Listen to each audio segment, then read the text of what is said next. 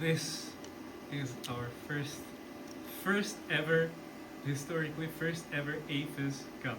And now let me figure out how I get it out.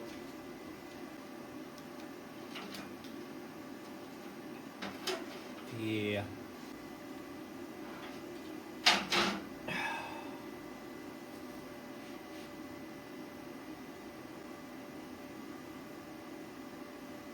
This, I believe, is due to the fact that I tried to run it like twice, and it established arc in one spot, but it didn't move, and therefore there's like this little nipple and dross.